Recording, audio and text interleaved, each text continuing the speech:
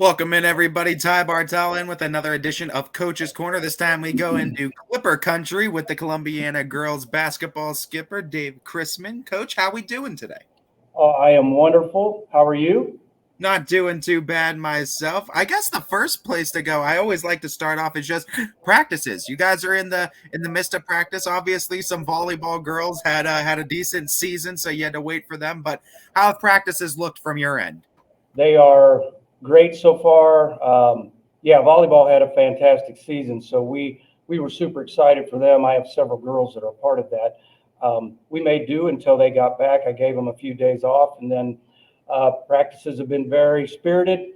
We have good numbers out this year, so there's a lot of competition going on. So we're super excited to get it rolling. You guys, once again, were very competitive last year. Another winning record for Clipper basketball, second in that EOAC, and of course, United taking another crown. Takeaways from last season. What are some of your takeaways from last year that you now bring into this season, and points of growth? What did you like from last year? What do you want to grow from? Well, I think that experience is the key. We really played a lot of kids last year, a lot of sophomores and juniors, and even some freshmen. So I feel like that's going to be vital. We play in a very tough league, and I feel like last year, we competed. And you're right. I think being that second or third place is great, but I also think that you also have expectations for your program every year. I think our girls do too. When I hopped on board with Columbiana basketball, gosh, they were like, six in a row, winning the EUAC. We won a couple my first 2 years, but then we've been a little bit out of touch with that. So I think group wise, we all want to see if we can get back to that, compete again for another league title.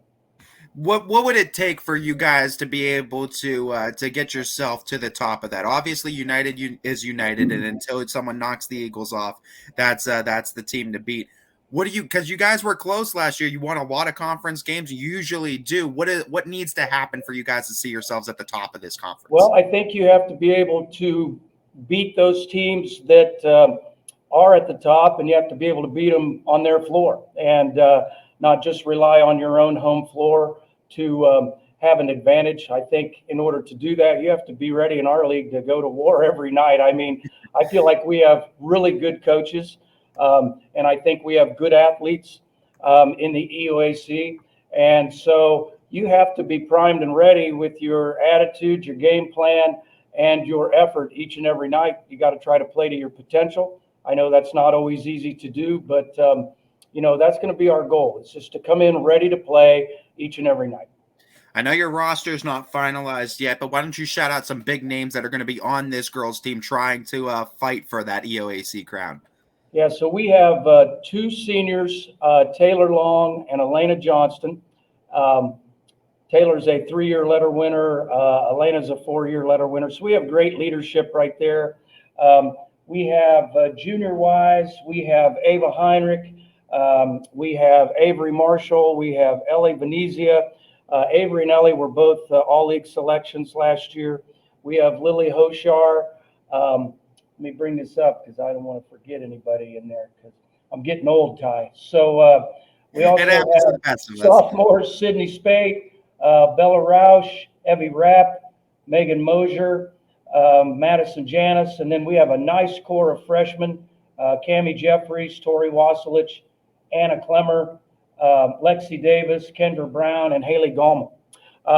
So out of that, I have found out that out of those 17 girls, our practices have been super competitive. And I think that's just going to help us to not only get a little bit tougher on a day-to-day basis, but really prime girls and let them know that you do need to perform and you do need to try to reach expectations for yourself. But it's a great group because they push each other.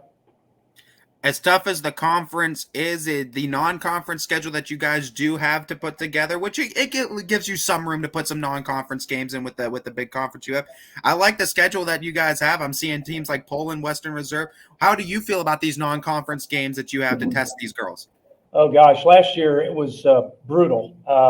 With the Mooney and the Brookfields, and the Western Reserves, these are teams that are proven to go to district finals. They are even regional appearance type teams. We have a lot of those teams on the schedule again.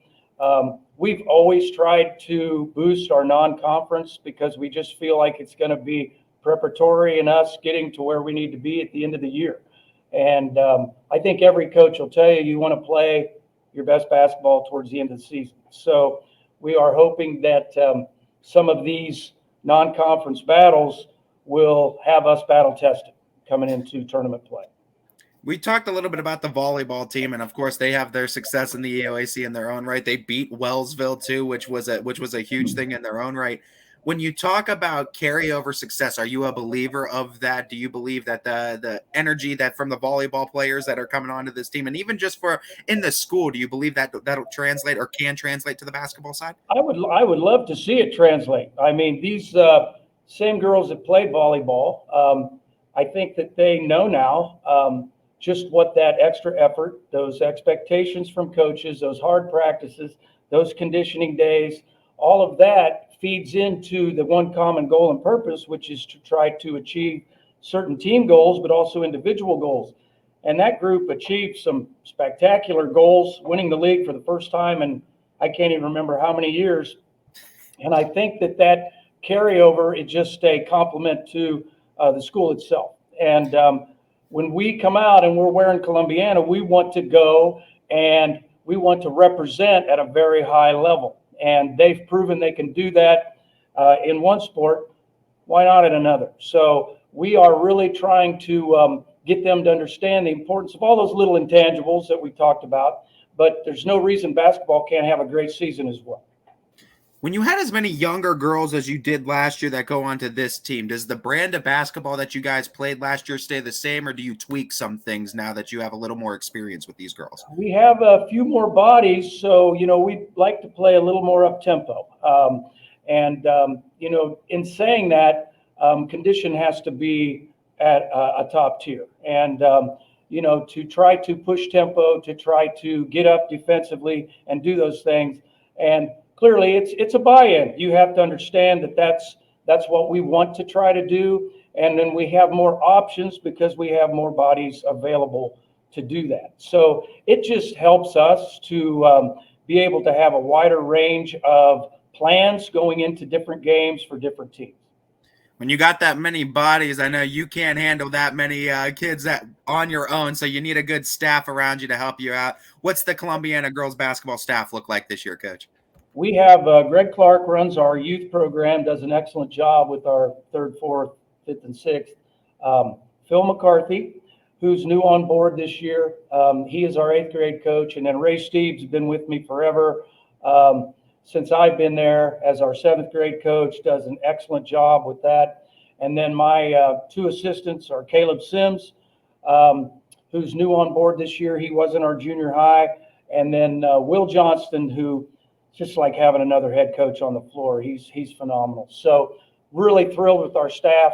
I think that we're all on the same page after staff meetings to see that we're feeding the program the right way, and super excited where those other guys can go with their programs as well as our own. Obviously, you guys always like to shell out winning seasons, and sometimes it could get taken for granted, especially for viewer wise too. It can look easier than it actually is to get out those winning seasons year in and year out. And for you guys, you have high expectations. You want to continue to grow from these seasons, not just stay complacent. What are the check marks you want to see from the girls too? What are the improvements that need to be made from last year's team to this year's team from your returners to be able to get that same season and be able to extend that and get something better out of it? I think honestly, Ty, from day one, we have been preaching that you actually have to now learn why we are doing these things and apply them in game situations, and then it becomes second nature. And when you have a young team, you're going to have to understand that that's going to be forgotten sometimes, that you end up repeating yourselves a lot. But we've really been trying to live by a mantra this year: buy in and sell out. So to me, buying in means that you're gaining it all, not just the drills that you're doing, but why you're doing them. And then we want to apply that in the games. And as you begin to do that and become more confident in what you know, I think it carries over into success. And I'd like to see that bleed all the way down through our freshmen and then into our junior high. I'm a firm believer too. If you understand why you're doing something, it can make things go a lot smoother too, and For making sure. those things click for sure. Coach, one thing I know for sure is that the love of the sport is what kind of unites us all. It's why we all come back each and every season, whether we're coaching on the sideline, playing on the floor, announcing in the press boxes, what have you.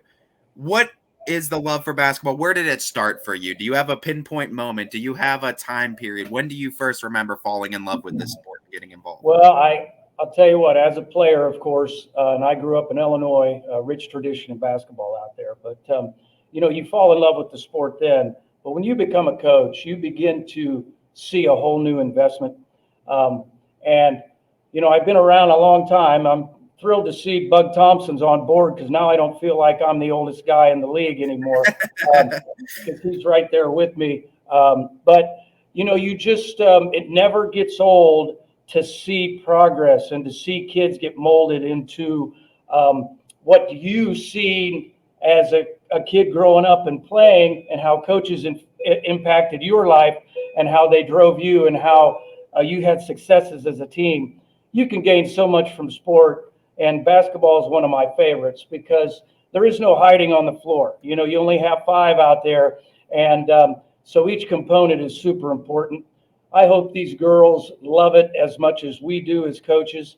And if you can get a kid to care more about it than you do, you have done something. And I think that we're well on our way to do that. I really like our girls' responses, and the drive to be as good as we can possibly be. I feel like that is something they bought into. I think the love and the care you have for not only the sport but the team you have each and every year is enough of a selling point to bring the community in. But nonetheless, I want to give you that chance to get that selling pitch across to that Columbiana community, because I love when that gym is full and they're clipper clapping along. So give the pitch to the Columbiana community why they need to come out and see you guys this year.